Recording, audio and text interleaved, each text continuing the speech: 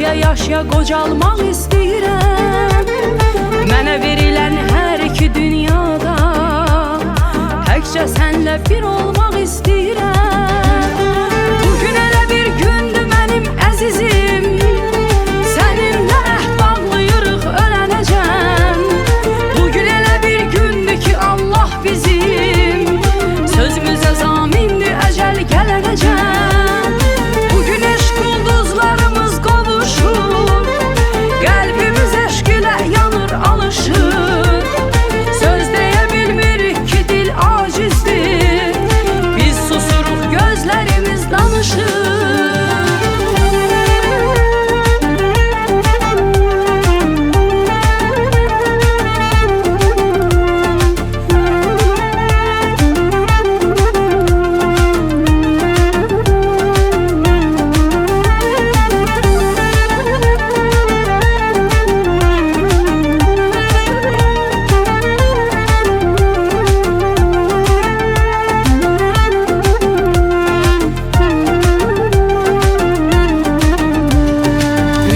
Bəxtimiz gülən gündür, yarın öz aşiqinə gələn gündür.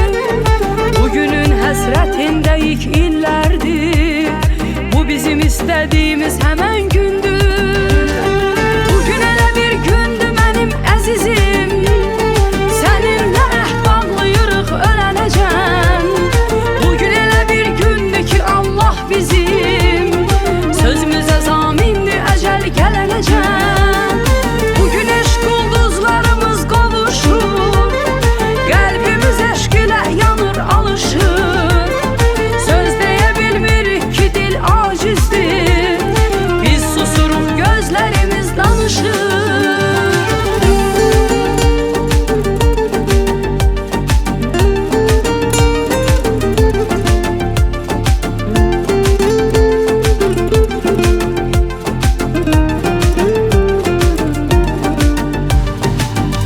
Gözümə xəyala dalmaqla, sevinc adlı göz yaşıyla ağla.